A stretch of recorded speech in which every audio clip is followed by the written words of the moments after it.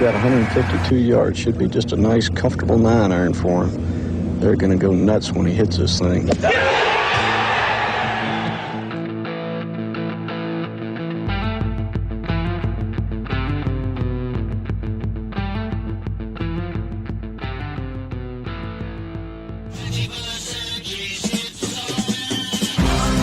That's dirt. Yo, yo, yo. Ladies and gentlemen, boys and girls of the internet, welcome back into the Preferred Lines podcast. My name is Joe Idoni. At Tour Picks is, of course, the place you can find me on X. And I appreciate you joining me for the show. Big one this week, Players Championship. So here's going to be the format. I've got a big guest I'm going to bring on in just a second. We're going to do the first half of the show is kind of an interview portion. We're going to get some of his takes on the players. And then the second half, we're going to transition into some of my nerdy stat model-y stuff. And we'll give out some picks at the end of the show as well. As always, appreciate you guys giving here. The show is always presented by the good folks over at Rotoballer PGA. Promo code there. Lines, LINES will get you 10% off any subscription there, weekly, annual. We'd love to have you join the team. Big time of the year. You can get in, maybe test it out for a week. That promo code there helps me out. That helps you out. You get full access to all my weekly articles and would appreciate that. So anyone here in the chat as well, as this show is going to stream live over the weekend, say hello. Love to see you guys here. Let's get into the guest segment. I'm going to bring them right on without any further wasting of anyone's time. It's an honor to have this guest back for the third time on Preferred Lines. You know, friend of the program status now, I think we're getting to known golf enthusiast. The new show, Dan on Golf, is an absolute banger.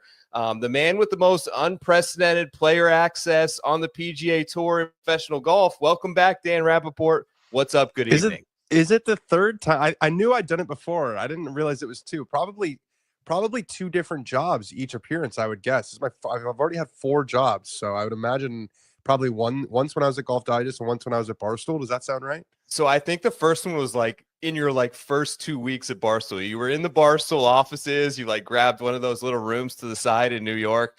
Last year was Pinehurst, I think, from the hotel room. And now you obviously have the sick Dan on Golf studios. I know you just traveled back. It's been a long, exhausting week for you. So appreciate you making some time for me. Yeah, man. I'm always happy to hop on. I like what you guys do. And it's not that. I mean, I made it sound like I went to trench warfare. It's just going to talk to professional golfers. So it's not that. It's just an early flight. I'll be okay. You've done a sick job with the content. You know that I think that. Coming in hot from Orlando back to the West Coast. Full disclosure to anyone watching this, we're recording this right after the opening Thursday round of the Arnold Palmer Invitational. Brutally tough conditions today, at least in the morning at Bay Hill. Being there on site, Dan, do you get any sense that players get aggravated by really hard golf, or do the majority of them embrace days like today where they know they got to go out and grind for an even par score? Yeah, I think it's different. I think every player will tell you, because you always, it's a common question they get. Do you like it when it gets hard? And they all say yes, but they're not all telling the truth. Right. If you go out there and you say, nope, when it's difficult, I just feel like I have no chance. And I want everything to be a pitch and putt 20 under.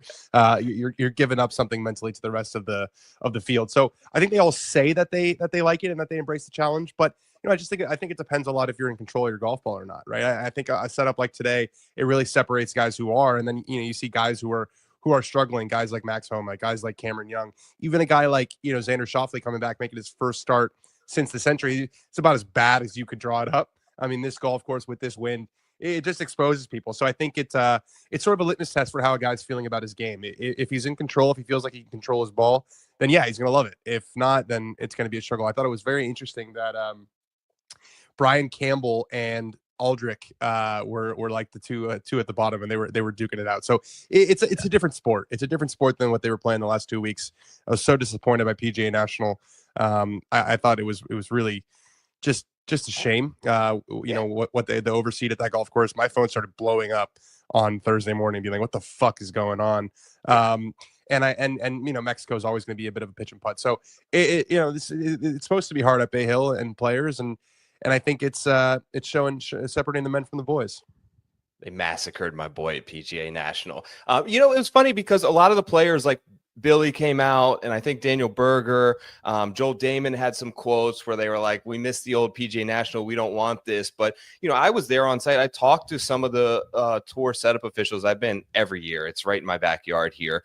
And like their response was, this was a direct, like, overseeding and making the conditions easier was what the players asked for. Like, they asked for better lies, they asked for overseed, they asked for an easy scoring setup, and this is kind of what they got as a result of it. So it's interesting to kind of see, why are they listening? Why are they listening? Why, you know what I mean? Like, why do the players get to decide the setup? I mean, what the chatter that I got was they wanted to look better on TV. So maybe the players are blaming the, because it's greener when they overseed.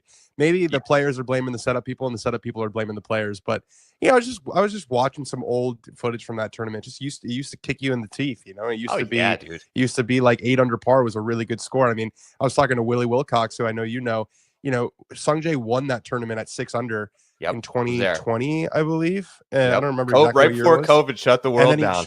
He shot 4 under and missed the cut. So it's crazy how much that's changed. It is. A couple of guys, you mentioned a couple of them earlier, but I wanted to talk to you a little bit about like Cam Young and Max Homa, basically both dead last today. Former top 15 players in the world. Cam hitting shots OB with the AirPod in. Max, I was at TGL on Tuesday, and Max is saying that Twitter is for the sick, even though it's like kind of been like one of the pillars of his brand a few years ago, I would say, is like social media guy. You're as close to the player's vest as anyone. Like, how much does this outside negativity and confidence like transition from their personal life to inside the ropes and affect how they play? Yeah, I think Cam has always been a little bit distant. I don't know Cam super well. Sure. Kind of a quiet guy who keeps to himself. Max cares a lot. He cares a lot, and you can tell just the way he speaks about the game that it's deep in his soul. And I think, it's one thing to go through a rough patch if you've not really been through a rough patch before. It's another when you've seen the depths that he's seen. And I can't imagine that doesn't creep into his mind again, is, how low is this going to go? So I think the fact that he's cut Twitter out of his life is pretty symbolic, right? I mean, if it wasn't bothering him, I don't think he would be doing the sort of soul searching that he's doing. I also think, and I tweeted something today, and he was struggling last year, toward the end of last year, got the President's Cup pick, which I think probably was good for his confidence. But, left Mark Blackburn, who was his coach when he was playing the best golf of his career, won a lot of big tournaments with Mark as the coach, finished second at the Masters, not solo second. He had the lead. I think Ludwig finished second, but he was up there all weekend with Blackburn as a coach. Split with Mark Blackburn before the President's Cup. I was stunned. I think Mark was stunned. And then, he leaves Titleist and goes to Cobra at the beginning of the year. It's just a lot of change. It's a lot of change. Plus, he's a dad now. The kid's a little bit, not necessarily a newborn, but it's just when you have a formula that's clearly working, and then you switch from it. I think there's probably a little bit of, I don't know if you would admit this, but you're probably second guessing yourself a little bit. Should I have done that? Anytime you shoot 81 as a professional golfer, I don't care how hard the golf course is. You remember the times you shoot 80 plus in your golf career. There's not that many of them. You probably count them on one hand. So yeah, I when a guy's struggling like that, it's interesting. I'm on the range a lot. I try not to like go up to people unless I'm like, proper friends with them. Kind of a speak when spoken to type deal, especially when a guy's struggling like this. You give them their space. I saw Max on the range really late yesterday, grinding, hitting driver after driver after driver, and he's an intense character, and I think this will be eating him up. Yeah, you can tell it's weighing on him. It's a lonely game. Criticism, I think, is tough to deal with. Maybe one of the reasons why he's gone dark is like trying to push some of that negativity down so it's not so visible. We all deal with it. I deal with it on such a minor level compared to someone like you, but I struggle to deal with like the internet trolling and the negativity. I know you've kind of spoken about it with like some of the stuff when you were at Barstool, but like, Are you someone who's able to just kind of keep the blinders on and move forward, or is that kind of stuff, do you struggle with that as well? Does it affect you personally? So I'll tell you, it doesn't affect me when it's like a nameless person on the internet, like who has Anonymous. like a burner account. When it's someone that I know that takes shots at me, it does bother me. And I actually will reach out to someone and be like, I never do it publicly, but you know, if someone that I know, or someone that's been nice to me in the past, or someone who's just hello to me in the media center is going to go on the internet and take a shot at me, you know, I don't respond publicly, but I'll send a message being like, you know, what are you doing, man? Like, I thought we were cool. But you know, I get it. Like I have a certain effect, I guess, or affect on people. I don't, you know, I seem to get a lot of negativity. It is what it is. I try a lot to focus on the things I can control. I'm sounding like a pro golfer now, but I try to focus a lot on the things I can control. I'm proud of the work that I'm doing.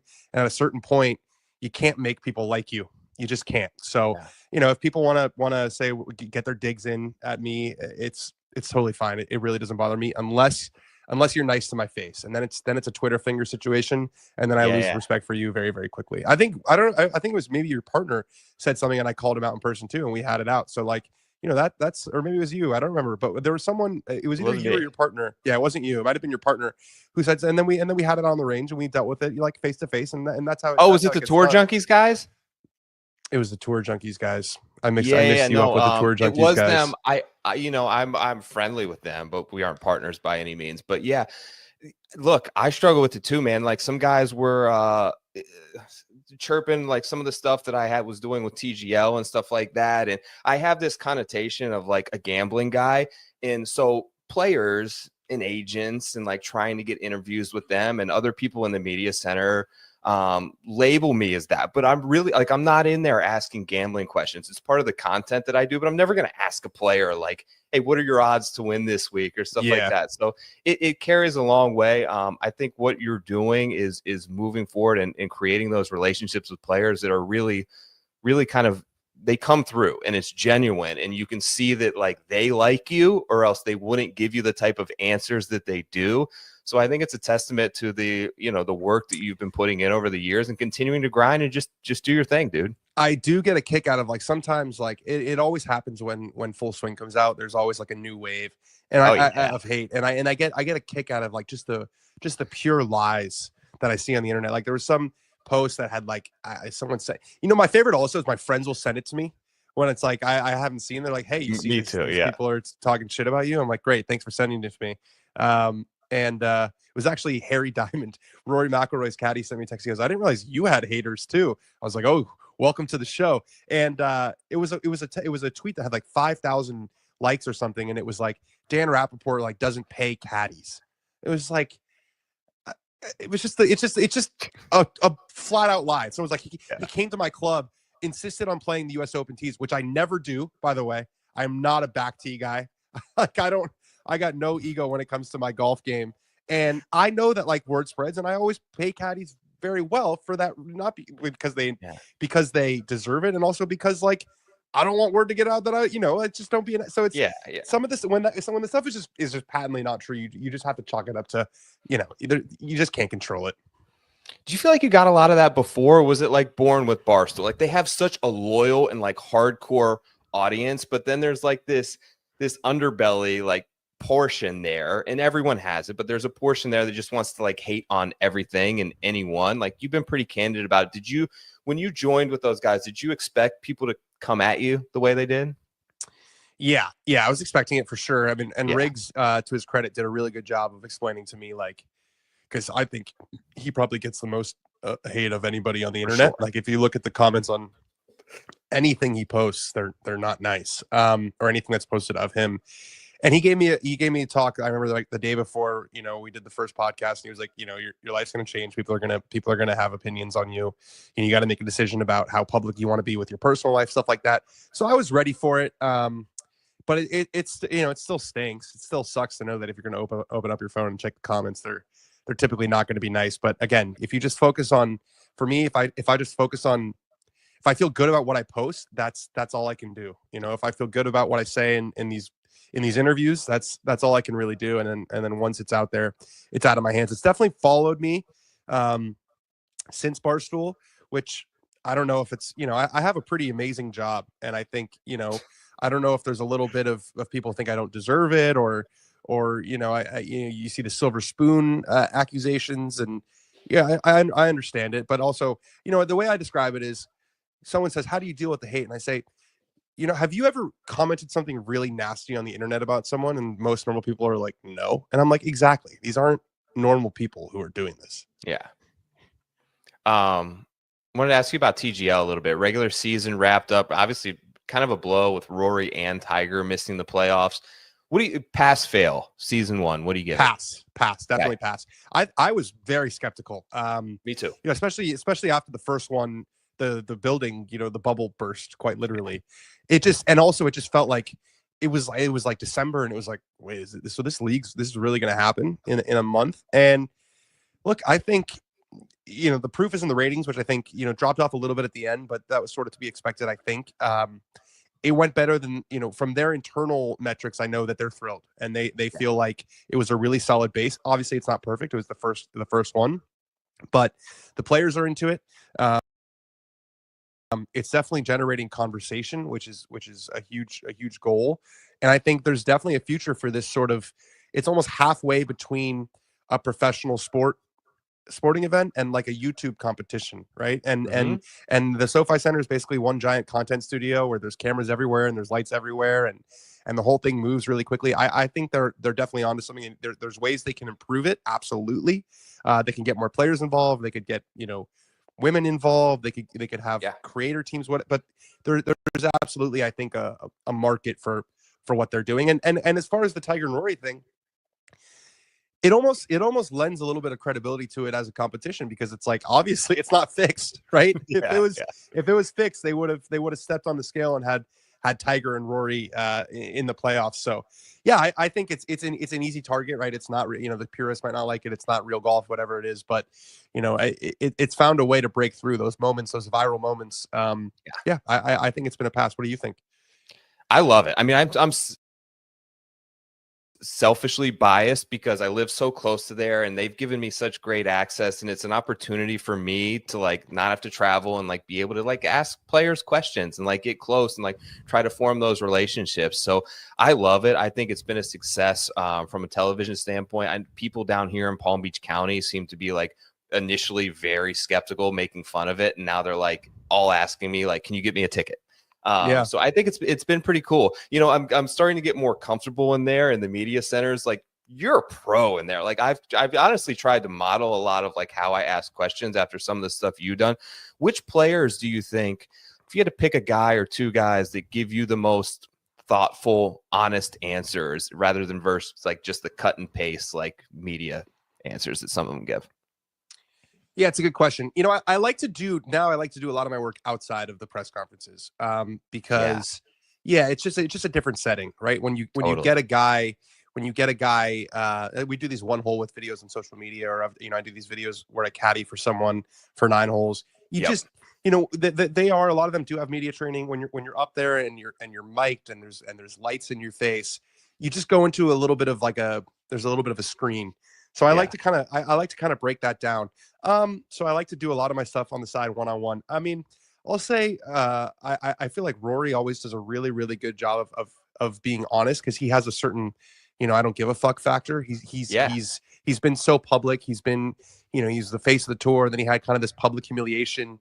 I will say that like being a soccer fan has been sort of a cheat code for my career, especially with the Europeans. I mean, they love talking about it. So it's been good talking with Ludwig recently about, he's a big Liverpool fan. They're having an incredible year, developed a nice relationship there. And then Keegan's always been really, really cool with me. Billy Horschel, Shane Lowry, a lot of these guys. I think if you can take, if you can take the chance to get to know them, and there's a phenomenon called the mere exposure effect, which is, the more you see someone, the more you start to like them. That's psychology. It's proven. And so a lot of what I do is just show and face, just being out there, just talking to people, filming stuff, but also being out there and not filming stuff, and just asking them about their life and asking them about, stuff that's going on in their career, or bringing up a conversation you had in the past. I think, treating these guys like normal people, because when you're a professional athlete and you're famous, everyone is sort of nervous when they talk to you. There's a hierarchical sort of dynamic there. And I think the Right. more you can just cut through that and just talk to them like normal people, I think they appreciate it. Any tips on breaking Tiger? So I've tried a few times, and he has this way of like, I feel like he looks me in the eye. He gives me like a really nice quality like response, like a 60-second response. But then I like watch it back and I'm like, he really didn't say anything or answer my question. Yeah, he's a tough one to crack, man. I just think about how many interviews he's done in his life and how skeptical he must be of everyone around him. There are some times where he calls me D and he's super nice, and then there's some times where I'm convinced that he just has no idea who I am. So that's not one I can give you any advice on. He's very skilled. He's been doing it for 25 years or 20, whatever, more than that now, 30 years, where he's just been answering these questions all the time. So I wouldn't count on becoming besties with Tiger, unfortunately. I did ask him about the players. He said, "No, I'm out." That was your question. That was my question. Good. I said, "Are you are you gearing up for any starts in Florida?" And he just kind of told me, I think he was being truthful. He was like, "My heart's really not into practicing right now," but still in the back of my mind, I'm like, "Do you think he commits to players, or you think he was?" No, I mean, to be fair, I haven't seen. I saw the quote. I haven't seen the video of it, but I don't think so. I mean, if he said it was his third time touching a club since his mother passed. I think 2 of those are TGL, right? As he played twice since. Correct. So, I mean, one was Seminole.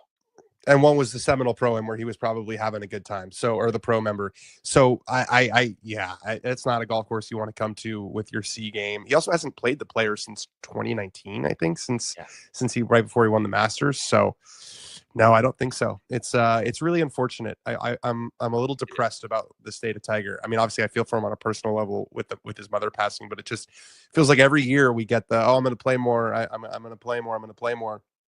We're going to, after the Players, there's no chance he plays before the Masters. So it's going to be another year where his first appearance probably is at Augusta National. So yeah, just wish I had better news on that front. That's tough. He knows he needs the reps. I mean, even when he won the Masters, I think he played 5 times before that. Yeah, he played Bay Hill. He played Players. He played Valspar that year. So he was like very active in Florida that year. He played match play 2 weeks before. I think he would have played Genesis. Yeah, he was playing a full schedule, and I think he played 19 times in 2018 too before. So he had people forget, or maybe they don't, but he had a whole progression, right? It was like he came back, started to look good, then he kind of contended at the Valspar, when he finished second to Paul Casey, and then he was playing well in the summer, and then he contended for a major, at Carnoustie, didn't win it. Then he finally won a tour event, and then he was contending. There is a steady progression, and without the reps and with his leg, it feels impossible. We're even looking ahead to next week. I mean, I think lead in play, like you mentioned a couple of like Max today, like Bay Hill is not a place you're going to show up and find it, right? You've got to have it going into there. The Players is very much like that too. I think back to last year, like Wyndham Clark and Brian Harmon played pretty well at the Players. Well, they showed it the week prior at Bay Hill that they had some glimpses. I mean, I know we only have one round under the belt today, but anyone you saw at PGA National or earlier today that, you kind of notated like that he's looking better. He may be gearing up for a decent week next week in Sawgrass. I mean, it's not exactly groundbreaking, but I think Ludwig is just going to take it to another level this year. I think the beginning of the year was he was really sick at Torrey the first time. You can kind of throw that out. Thought he played unbelievable at Torrey to win the Genesis. He shot even par today. I just think he's comfortable. He's quick. He's decisive. He's got a really, really good thing going with Joe, his caddy. I think he looks really just like he still has the youth and sort of the brashness of having his career has been completely like this. It almost reminds me of Morikawa a couple of years ago, where there's no scar tissue. There's no scar tissue, right? There's just, and I think Full Swing actually did a really good job of, him and Neil Shipley are probably like a year apart or 2 years apart, and it was both of their first Masters. And Neil's like, I just can't believe I'm making the cut here. And Ludwig's pouring over the yardage book and visualizing every shit. So he feels ready to contend and to win the biggest titles. And I could see him, I could see him winning the Players absolutely this year. It feels like a golf course that, it's an interesting one because you know better than I do, but it's not. It doesn't really play into the long hitter or the short hitter. Guys of all different profiles have won there, but I think he's a top. With Xander being a question mark, I think it's probably Scotty, Rory, and Ludwig are really the top 3 players in the world right now, and so I'm going to pick Ludwig. Yeah, I'm going to bring up, right before I get you out of here, I'm going to bring up a couple of just sections and see if you have any takes on these guys. This is basically the odds. I want to just look in here. Obviously, I know you like Ludwig, but thoughts on Xander? Like, are you concerned about today? Do you think it's still injury related, or does he just need to shake off a little rust? How much do you know about how bad the oblique or the rib really was? Yeah, well, I was in there yesterday, and it wasn't the most promising, I would say. Press conference, usually when a guy comes back, I was just being really cautious, I'm finally pain free. He was saying that he hit a ball off the first hole. I don't know if it was the first or the 10th hole, and he said that he dropped one in the rough right off the tee and told Austin, if this doesn't go well, I'm going back to Jupiter. So I think it was sort of a just getting antsy. Like, I want to get out there. I got to get out there. The majors are about to come, but I don't know. I don't feel great about it. The rib is not, it feels like pretty important in the golf swing, and especially with the long rough this week. He's a phenomenal player. It's horrible timing. He was, probably the most impressive round I've witnessed in person was his 69 on Saturday last year at Royal Troon. I was doing on-course commentary for BBC, so I was walking, and I almost quit. It was so miserable. I literally almost told them, you could have your money back. I'm going inside. It was so bad. My phone got so waterlogged it broke that day. It was just a horrible, horrible day, and everyone was miserable and putting on rain gear and taking off rain gear. And I remember, he's not a rain gear guy. He doesn't like it, doesn't wear it. He was wearing like a gray cashmere sweater that just slowly took on water the entire day. And I'm thinking, he's got to be freezing. He's got to be wet. And he just had the blinders on the entire day. He just didn't look at anybody. He didn't really talk to anybody. He had his hands in his pocket, just looking forward. And to shoot 3 under that day was, I think he shot 65 to win on Sunday, but it was the Saturday round that impressed me the most. So just really, really bad timing. I think it's kind of a wild thing that happened this year. You had 2 guys who so elevated themselves last year, and they both got injured in kind of weird ways. Yes. Scotty with the wine glass and the ravioli, and Xander basically said he worked out improperly. So Scotty said, I can't live my life in a bubble. Maybe you could a little bit, when you're playing the standard of golf that these guys are. It's just wild that they both had injuries at really the worst when they're playing the best of their career. Playing the best, yeah. So we'll hopefully he gets it back on track. We'll have a close eye on him over the weekend. This next range is kind of intriguing to me. So obviously Thomas has the win here. You got Hideki, Tommy Fleetwood, Patrick Cantlay had a pretty good round today. Shane Lowry has just kind of been trending, especially through Florida when you get in these tougher conditions. I know there's a lot of names in this list here, Dan, but anyone that you have an anecdotal thing on that is either playing well or maybe potentially struggle next week? Tommy's going to break through at some point. It's going to happen. It has to happen. He's just been such a solid player for so long. I love watching Russell Henley play golf, but he does not seem to be super fond of winning golf tournaments. Closing, You know what I mean? So I don't know that I would trust him. Sungjae's been struggling. I'm surprised to see him listed so high. It's been a rough. I get progress reports from Willie basically every day, and he's had some real issues with his iron play.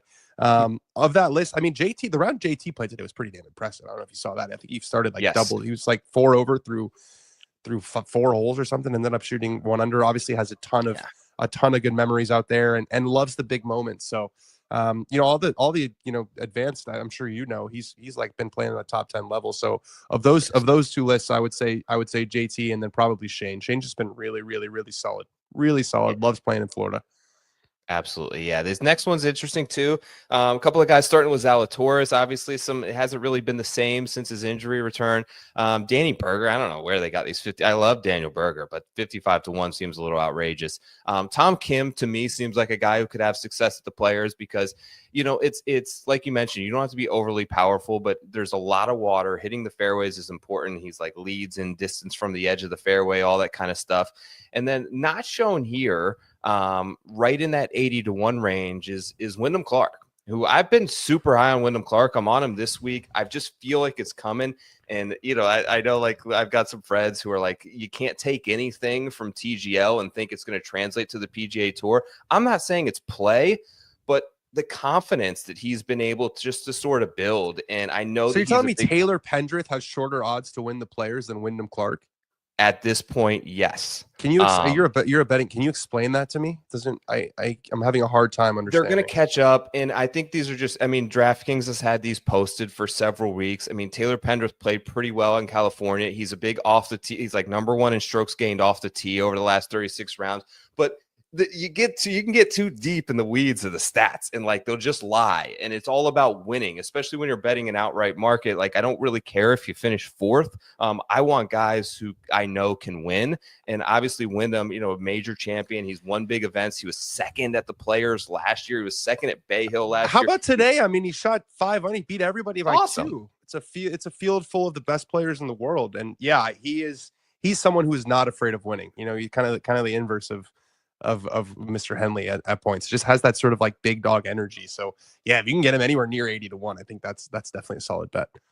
For sure, man. Who do you got? You want to let anything out? Who do you got? You got Rick coming on this week again. I know he's been crushing it. My guy on there, the pick segment. Anyone else big lined up for the next episode? What are you on, episode 5 now of Dan on Golf? Yeah. We got Andy White's coming on, who's like I don't know what his title is at the PGA Tour, but he's big. He's like a new guy at the PGA Tour who's kind of big in the changes that are going on at the tour. So we talked a little bit behind the curtain. We're lucky enough to have the winner of the tournament on every week, which is great. It's so awesome. This week it should be a pretty big name player, hopefully. And then who else do we have coming on? I think I'm gonna have Brentley on to talk about some college golf. Brentley Romine. College golf is sort of heating up. We still figured out. You know, it's we like to see kind of what happens on the weekend, and then because it's a live interview, we're able to kind of plug and play at the last minute. So I guess you'll have to tune in and see. Sounds good, man. Appreciate your time as always, Dan. Keep crushing it. Hope to see you soon at one of these events, and have a great night, brother. Thanks. I'm sorry for mixing you up with the Tour Junkies guys. You're much better. It's okay. It's all right. Tour picks, Tour Junkies. It's all the same thing. We're just gambling guys, right? We're just the gambling guys. Yeah, you're just the gambling. You're just asking players if they're going to bet on themselves, basically. Exactly. Thanks, dude. Cool. Later.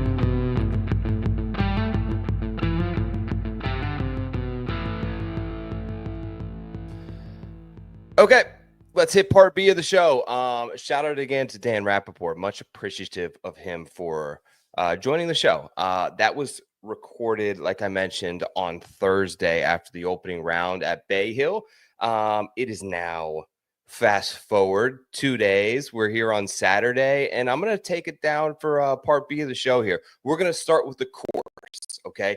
My favorite course on the PGA Tour. I freaking love TPC Sawgrass. Unmistakable property. Had the pleasure of being there and seeing it in person last year in Ponte Vedra Beach, Florida. I think this tournament absolutely boasts the deepest and most comprehensive field in all of professional golf. 25 million on the line in the purse, the largest purse of the year on the PGA Tour. This place is an architectural masterpiece. Through the eyes of Pete Dye, that was built in 1980. This place was built with the sole purpose of hosting the highest level of elite professional golf. The stadium aspects, there is not a bad spot on the property to watch from. There are multiple spots where you can kind of see different holes, different locations. There's never anyone in front of you to the point where you can't see because of the mounding surrounding the exterior of the greens. And this place has gone through a ton of evolution over the years. I mean, it started out very rugged, very natural, tons of waste areas and like waist high fescue grass that would kind of pop up. And now I think it's the most eye-catching, lush, perfectly mown property that we have on the PGA Tour. Pictures are already out. I posted one to Twitter a few minutes ago. Absolutely incredible. Most notable changes in 2016 with the Dye Group and the consultation of Steve Wensloff at that time. and they just essentially made this place look immaculate like it does now. I think the single biggest scoring or conditions change in terms of this event came in 2019 when they moved it 2 months ahead on the PGA Tour schedule to take place in March versus May, where it had always been. Therefore, you have the introduction of overseed, which typically dies off around the early spring. It's here now for this event. And what that does is it made lies much more predictable. The grass itself is much more spongy and favorable than getting that really thick, hard Bermuda surface that is still dormant and waiting to grow in the summers down here in Florida. They also added a Poa trivialis blend to the Bermuda grass on the greens, which makes them as well a little smoother, a little bit more predictable this time of year. Last 6 winners of this event include Scotty Scheffler, ×2, won it last year in comeback fashion. The year prior won that at 17 under par. Cam Smith won right before he exited the PGA Tour at -13. Justin Thomas at -14. Rory McIlroy -16. Those are the winners since the schedule change. Big time names. Big time event. You're going to want to probably shift your focus to the top of the board, as you should in an event, because you see the past winners here in recent years at TPC Sawgrass. So short course by PGA Tour standards in terms of total yardage, over 7,200 yards, but just barely. Par 72. Last year, the scorecard was at 72.75. Since 2019, one of the things I've noticed with the overseed is it is a lot less firm in terms of the fairway. So that in turn creates an environment with less fear for PGA Tour players in terms of running something through into the trees, into the straw, into the water. Players are hitting on average about 1.5 more drivers on this course per year since the change to March. So it has lended itself more favorably to guys who are dominant and rely a little bit more on the off the tee game. Other things to note, I mean, obviously the danger and variance at this event is insane. The difference between an opportunity at potentially eagle or more likely birdie and double bogey can be a few inches. Like, it's so minute, the amount that you have to miss by, and it can be so harshly penal. This is the most harsh course on the PGA Tour in terms of that, where you can take a relatively small miss, maybe a bad decision in attacking it a little bit in the wrong spot, and it can lead to an absolute implosion. What I love about TPC Sawgrass more than anything, though, is I think it has the best closing stretch of any tournament in professional golf. Now, I said this was my favorite course. I have an affinity and love for Augusta National, but I don't love the close at Augusta National. 17 and 18 just don't do it for me. I think that a lot of the electricity in that round comes earlier in the back nine. What I love about Sawgrass is stay for the finish, because 16 is the easiest hole on the course. Gettable par 5, eagle opportunities. You can kind of see and hear what's happening at 17 as players are playing this hole. So you have the guys from 17 on the tee looking back to 16 green. The guys on 16 green are waiting for the crowd to go insane if someone hits the green on 17. It's kind of a coordinated effort where everything is there together. Obviously, we know 17, the island green, is insane. It's an easy shot, but it's not easy under the circumstances in which you must play it. Then you leave 17, right? You walk through the little tunnel and you play the most difficult course, or the most difficult hole in the course. 18 is tough.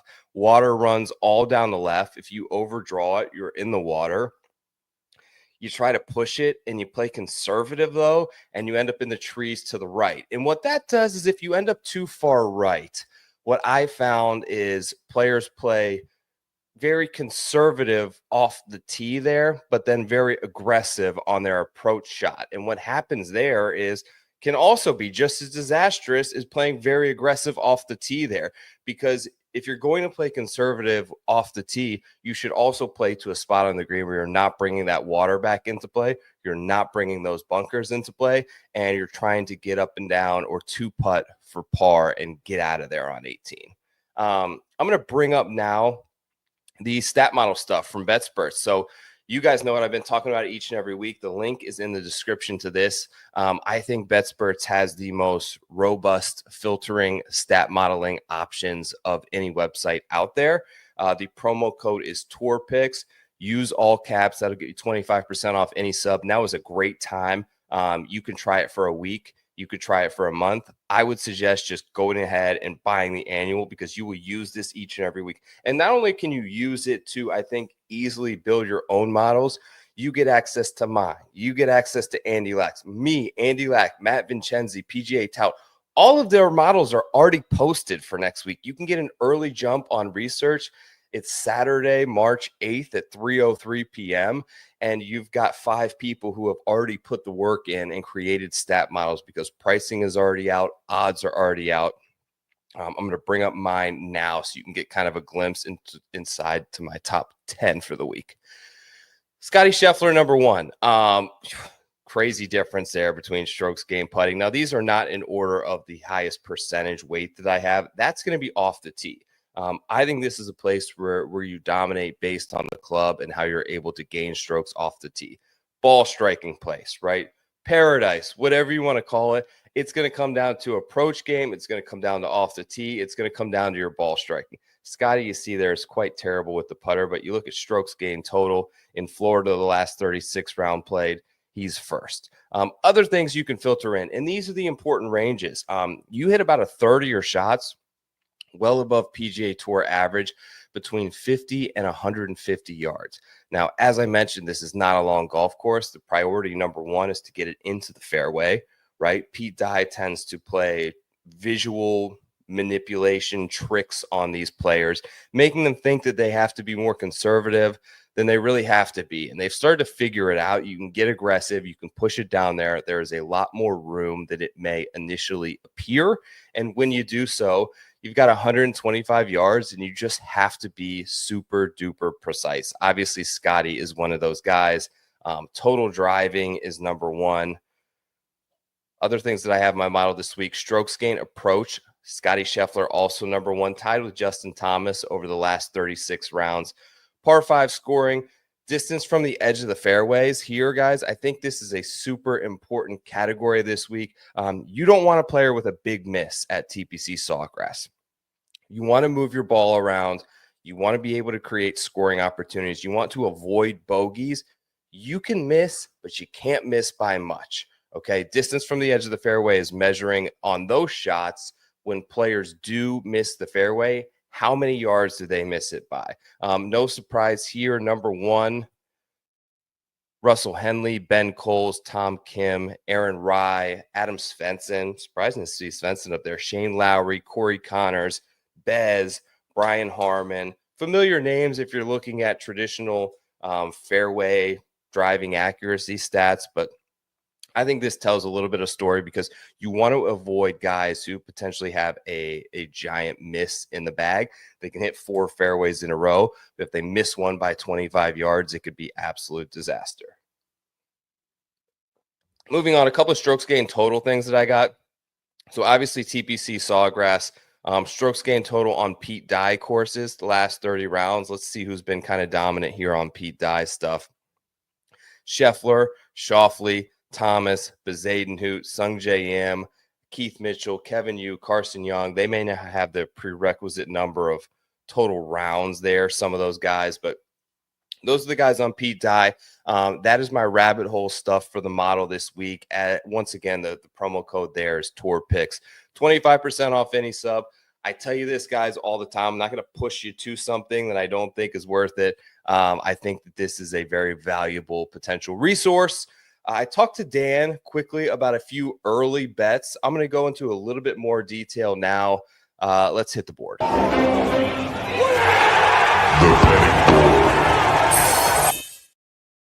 Top of the board, like I talked with Dan, we got Scotty and Rory there, 5 and 8 to 1. Xander at 16 to 1. I don't really want to touch the top. I'm not here for Scotty right now. If he wins at 5-1, so be it. It is a fair price, I think, given it's just not how I typically bet. Xander, I'm not there with. Rory, I'm not going to take 8-1. It comes down to 3 players for me, and it's Ludwig, Colin, JT. 18, 20, 20-1. This is where you got to make a decision ultimately, and I think it's going to be this is where I think the most value is in terms of trying to isolate a potential winning candidate. One of these players, any of them have the moxie to win. All of them have the skill level to play against a guy like Rory or Xander or Scotty, who brings either B+ or A- game. If these guys bring their top stuff, they can still get it done. And I think you can make a very sound case for all 3. Let's start with Ludwig. Lives in the area. Spent the last 2 weeks, they talked about on the Bay Hill coverage, practicing a good bit at TPC Sawgrass. He's trying to work on giving himself short-sided lies, working on being more consistent around the greens. But what really kind of worries me a little bit about Ludwig is he has these really big mishits at times. It happened multiple times at Bay Hill with the driver. It happened a few times, even though he won at Torrey Pines. But there's occasions where he just will stripe 3 fairways in a row, and then he'll miss one by a mile. Also, occasionally, like chunks, wedges.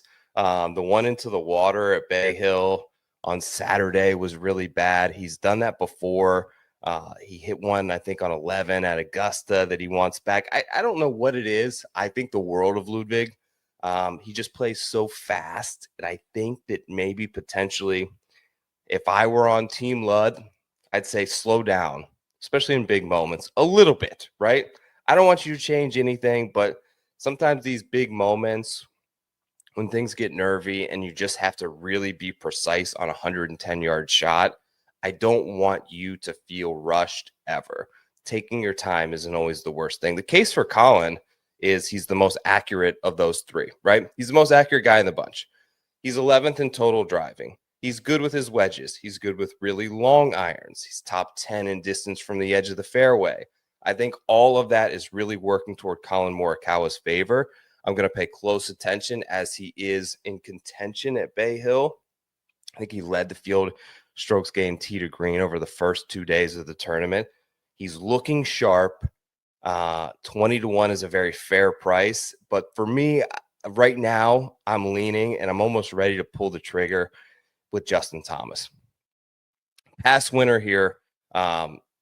Played this tournament 9 times, has missed the cut once. Now, that was last year. That said, he was pretty good on approach here last year. He's just playing great golf. 3 top 10s in his last 4 starts. He's third at Bay Hill like a few minutes ago when I was looking at the coverage. Number 1 in strokes gained approach over the last 36 rounds, tied with Scotty Scheffler. 6 consecutive years at this event, gaining strokes ball striking at Sawgrass. Number 1 in bogey avoidance right now. Really sharp, really in form, really trending, really good at Florida. JT's 20-1, and I'm probably going to go there. Probably going to be there. Okay, moving down the board slightly. Starts to get to the 30s. Hideki, Cantlay, Fleetwood, Lowry, Sung J.M. I just not quite seeing the level of consistency. And yes, if they had that, that would elevate them into that 20-1 status. But I'm more inclined to kind of dip into the 50s. I think I'm going to take 2 of those top guys. JT is one of them. I got to make a decision between Ludwig and Colin as the other one. And there's some guys in the 50s that let's talk about a few of them. Let's talk about Russ Henley. It's hard to just totally ignore him. Now, I know he doesn't win. I know that he folds in contention, but he also avoids disaster fairly well on courses with a lot of water. Cue your joke on Russ Henley finding some way to make his own disaster, but he's the number 1 putter on Bermuda grass last 36 rounds. 7th in strokes gained total in Florida. Number 2 in approach proximity from 50 to 150 yards behind only Scotty Scheffler. Number one in distance from the edge of the fairway, has to find a way to score on par fives. I have him ranked like 139th in the field in par five scoring, but he's played a lot of events with like 600-yard par fives. There are three that are very gettable if you can hit the fairway here. 532 on the front, 558 and 523 on the back nine. Those are doable for Russ Henley. I think like back to Brian Harmon that I had at a huge number here last year. It's like find a lot of fairways. Show me that you've played well in Florida, because this is not a place like Bay Hill, like PGA National, that you're going to show up and just find it. You don't want to be searching for a swing. You either have yourself dialed in or you don't. And I think Henley does for the most part. He's performed well, but not won. 55 to 1, I think, is a pretty decent price. And then there's a 60 on Sam Burns that has me very intrigued. That might just take it. I think it could flirt with 70. You know, we always get this reset as odds shift a little bit once this tournament ends and the next begins and the books start competing with themselves. But I just really love dominant off the tee guys at TPC Sawgrass. I love the upside of them because if they get it wrong, they miss the cut. That's TPC Sawgrass. But they get it really right, and these are the guys who are winning. Scheffler, Rory, JT. This is the guys who are producing big-time results here, and Burns is still showing that ability. He's gained 2.5 strokes off the tee in 3 of his last 5 starts. Top 25 at the Genesis. I was there last year on Saturday. I think he shot -7 or -8. But there was like a moment when he was making the turn that everyone in the media center like rushed out to the course to start following Sam Burns, because you could get the sense that something really special was coming. Now, he let that go a little bit late, but I think still was one of the rounds of the week being on site that I saw. Incredible Bermuda grass putter, 5th in strokes gained total in Florida. Underrated wedge player. I don't think he gets enough credit for his game, you know, from 100 to 150 yards. It always rates out much better than I anticipated. And he's good on Pete Dye courses. I think this number, like I said, flirts with 70. You can maybe get 75 depending on how he finishes at Bay Hill. And I'll likely be a buyer there. One last guy that I just kind of wanted to point out. There's a couple in this range as well. I think Jason Day makes sense. I'm on him this week at 100 to 1. Now, do I want to pay half that price in a bigger field in an event that, you know, he's also had success at, but half the price, double the field? That's hard for me to kind of justify. Tony Finau looks really good right now, looks really good in Florida. Both Finau and Day, coincidentally. You know, there's a lot of guys who have been undergoing coaching and swing modifications. I don't want to say changes, but swing enhancements, we'll call them. They're kind of paying off for both those guys. Finau, great around the greens. He's showing some life in Florida. He was -4 at the moment, a couple of shots back of the lead. So I think he's got some potential legs there. The one long shot I'll throw out, and obviously the full card for me will be out, but let's see where he is. 125 to 1 on Bez. That number could get bigger as well. I think back-to-back 13th were his results here. Starting to do better off the tee. Love the fact that he's played both Florida events coming in. Decent at API. Decent at the Cognizant. Getting reps under his belt on these type of conditions. A guy who always plays a lot. A guy who's highly accurate off the tee. 125 to 1 flyer there. Excuse me, guys. I'm kind of losing my voice a little bit. That's all I got for this week's show. Appreciate you guys for checking it out. Love the Players Championship. More content will be continuing to come out throughout the week. My 100% free top 10 power rankings will be out on rotoballer.com. As always, each and every week, market movers will be up there. We've got the best course preview in the game from Ian McNeil. Spencer Aguiar continues to crush everything from a DFS and a numbers perspective. The best head-to-head better I know. You want to tail someone, probably go check out Spencer's page. Thank you all so much for supporting Preferred Lines. Make sure to like, Make sure to subscribe. Make sure to leave me a comment. We're going to be doing some giveaways in the coming months. So tell me who you think you're going to win the players here in the comments. Thanks again to Dan Rapaport for being a part of the show, as always, this week. Wish you guys the best of luck trying to get this out there nice and early. Hope that you enjoyed the show. I'll talk to you next time.